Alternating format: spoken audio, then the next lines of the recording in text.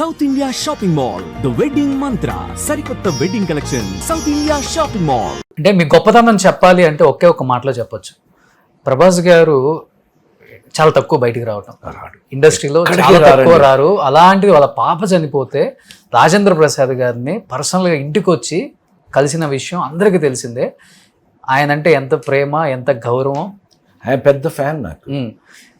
ప్రసాద్ నాకు బోరు కొడితే మీ సినిమా చూసేస్తానండి అని మంచి గోదావరి భాషలో చెప్తాడు. ఓకే, ప్రభాస్ అలాంటిది బాబాయ్ దగ్గరకు వచ్చి లవ్లీ పర్సన్, ఆయన ఓదార్చి ధైర్యం చెప్పెళ్ళారు. తెలుసా, మహేష్ ఫ్యామిలీతో సహా వచ్చాడు. నాగార్జున అసలు పక్కింటాడని కూడా ఎదురు వేటి చూడ్డట. నాగార్జున వచ్చాడు. ఇక చిరంజీవి గారు వచ్చేసి 1 hour అసలు ఇక్కడ ఉండిపోయాడు. వాళ్ళ హస్బెండ్ వైఫ్ ఇద్దరు హస్బెండ్ వైఫ్ ఏంటి, అమ్మాయి ఏంటి, సుష్మిత గారు, ఫుల్ ఫ్యామిలీ వచ్చేసి ఏంటి రాజా నీకు ఇట్లా జరిగింది ఏంటి రాజా అంటాడు. మంచి ఫ్రెండ్లే నాకు, లవ్లీ ఫ్రెండ్. తను అసలు లెగవలా, ఏంటబ్బాయి ఏదైనా భోజనం చేస్తాడు లేసే అంటే, ఏంటి రాజా అది నా కూతురు కదా, నేను ఉంటా అని ఉన్నాను. అది ఫ్రెండ్షిప్. కానీ ప్రభాస్ గారు వచ్చినప్పుడు ధైర్యం బాగా వచ్చింది. ఎంత సార్ మీరు మాకు కావాలి, ఎంత మాట అన్నాడు తెలుసా ప్రభాస్, మర్చిపోలేను ఇప్పటికీ నేను. ఏంటి మీరేమైనా డల్ అవుతున్నారా, ఈ మన చేతిలో అంత దేవుడు, మీరు మాత్రం తగ్గద్దు, మీరు మాత్రం డల్ అవ్వద్దు, మీతో మాకు చాలా పని ఉంది, మీరు హుషారుగా ఉండండి ప్లీజ్, ఏం చేస్తాం ఇట్లా జరిగింది అన్నాడు, మీరు మాత్రం తగ్గద్దు దిగొద్దు అంటున్నాడు. ప్రేమ, లవ్. అల్లు అర్జున్ వచ్చాడు, వెంకీ వచ్చాడు, అందరూ వచ్చారు, ఆల్మోస్ట్ అందరూ వచ్చారు. కానీ చెప్పాలంటే ప్రభాస్ గారితో మీరు పెద్ద సినిమాలు కూడా చేయలేదు. నేను ప్రభాస్తో నేను అసలు చేయలే, ఒక్కడ కూడా చేయలే.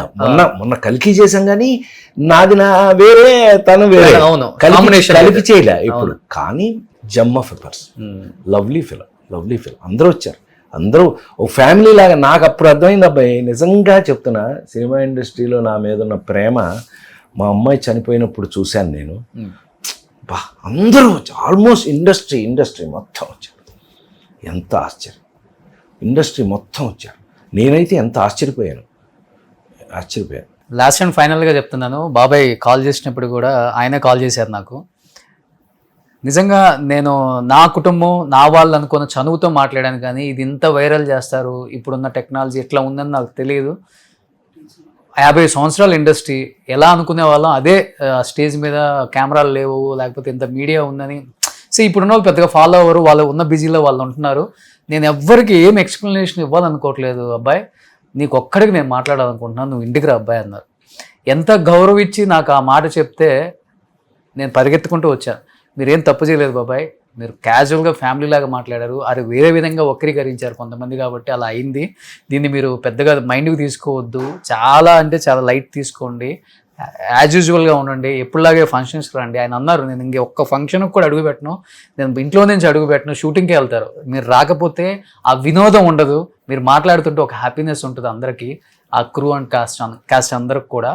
మీరు రండి, మీరు ఎవరో ఏదో అన్నారని రాకుండా ఉండొద్దు అని చెప్పేసి నేను ఫస్ట్ చెప్పి నేను వస్తున్నాను ఇంటికని ఈరోజు పొద్దున్నే వచ్చాను. బాబాయ్ హ్యాపీగా ఉండండి, మీరు హ్యాపీగా ఉంటే కొన్ని కోట్ల మంది హ్యాపీగా ఉంటారు.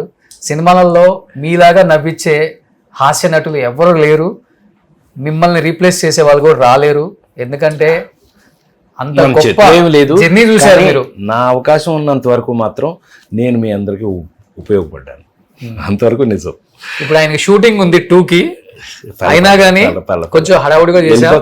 నెక్స్ట్ మూవీకి మంచి ప్రమోషన్. ఇంటర్వ్యూలో బాబాయ్ విశేషాలు, 50 సంవత్సరాల సినిమా జీవితం, కొన్ని వందల సినిమాలు, కొన్ని వేల అవార్డులు, ఎన్నో కష్టాలు, ఎన్నో సుఖాలు, అన్నీ ఆ ఇంటర్వ్యూలో హ్యాపీగా మీ అందరికీ ఆయన షేర్ చేసుకునే ఒక మంచి ఇంటర్వ్యూ త్వరలో మేము చేయబోతున్నాం.